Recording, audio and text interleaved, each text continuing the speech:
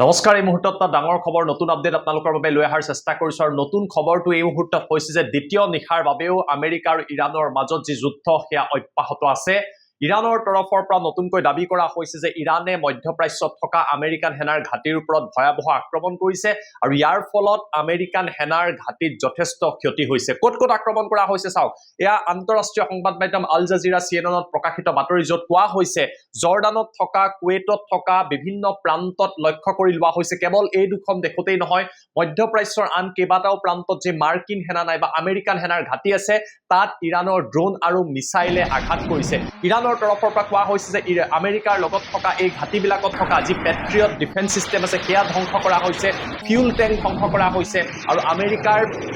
সেনাবাহিনী থকা কেইবাটাও ঘাটিত ইৰাণৰ ড্ৰোন আৰু মিছাইলে আঘাত কৰিছে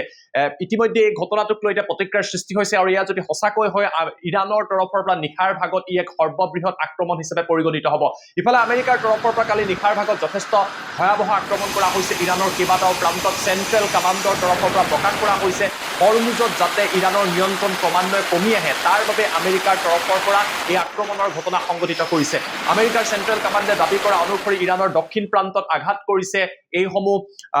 আমেৰিকাৰ এয়াৰ ষ্ট্ৰাইকে কেৱল সিমানেই নহয় যি বুশেহেৰ চহৰ আছিল তাত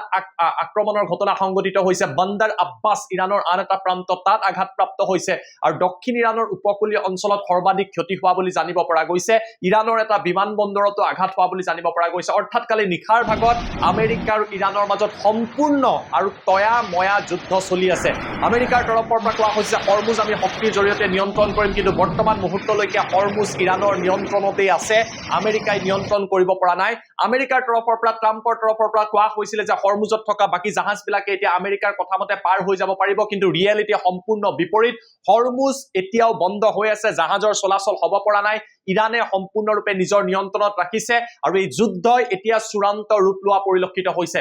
মুস্তাফা খেমেনিৰ তৰফৰ পৰা কোৱা হৈছিল যে তেখেতৰ দেউতাকক যিদৰে আমেৰিকাই হত্যা কৰিলে তাৰ পাছতে প্ৰতিশোধ লোৱা হ'ব আৰু এই প্ৰতিশোধৰ যি অগণি এই প্ৰতিশোধৰ অগণি এই মুহূৰ্তত পৰিলক্ষিত হৈছে IRGCৰ তৰফৰ পৰা ইৰাণৰ তৰফৰ পৰা ধাৰাবাহিকভাৱে আমেৰিকাৰ কেইবাটাও প্ৰান্তত লক্ষ্য কৰি লোৱা হৈছে অৰ্থাৎ এই যুদ্ধ দীঘলীয়া হ'ব ইৰাণৰ তৰফৰ পৰা নতুনকৈ ড্ৰোন নিক্ষেপ কৰা ভিডিঅ' মুকলি কৰা হৈছে ইৰাণৰ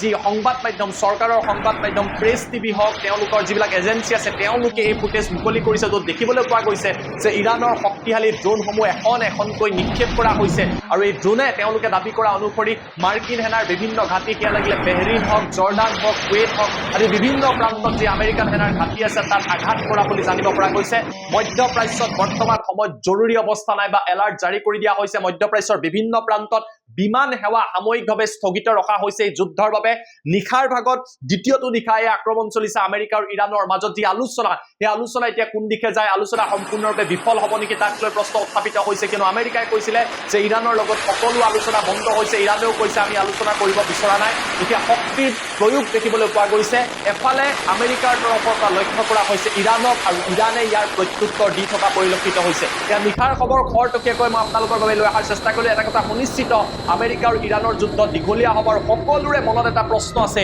এই যুদ্ধ যদি এইদৰে আগুৱাই গৈ থাকে ইয়াৰ ফলত তৃতীয় বিশ্বযুদ্ধৰ সৃষ্টি হ'ব নেকি এয়া ডাঙৰ প্ৰশ্ন খাৰুৱা তেলৰ মূল্য ক্ৰুড অইলৰ মূল্য ইতিমধ্যে বৃদ্ধি পাইছে আৰু যিটো গতিত আমেৰিকাও পিছ হুহুকি অহা নাই ইৰাণেও পিছ হুহুকি অহা নাই আৰু যিদৰে যুদ্ধ আক্ৰমণ প্ৰত্যাক্ৰমণ প্ৰতিশোধৰ যুদ্ধ অব্যাহত আছে এটা কথা সুনিশ্চিত এই যুদ্ধ দীঘলীয়া হ'ব আৰু আমেৰিকাই যিদৰে ইৰাণক আক্ৰমণ কৰিব ইৰাণেও তাৰ সমানে প্ৰত্যুত্তৰ দিয়া পৰিলক্ষিত হৈছে গতিকে যুদ্ধ কোন দিশে যায় যুদ্ধত কোন জয়ী হয় তাৰ ওপৰত সকলোৰে দৃষ্টি নিবদ্ধ হৈ থাকিব কিন্তু এটা কথা সুনিশ্চিত এই যুদ্ধৰ ফলত আপোনাৰ মোৰ জীৱন যথেষ্ট কঠিন আৰু দুৰ্বিষহ হৈ পৰাৰ সম্ভাৱনা আছে দেওবাৰে নিশাৰ ভাগত কি ঘটনা সংঘটিত হ'ল তাৰ সকলো তথ্য সকলো আপডেট মই আপোনালোকৰ বাবে লৈ অহাৰ চেষ্টা কৰিলোঁ ধন্যবাদ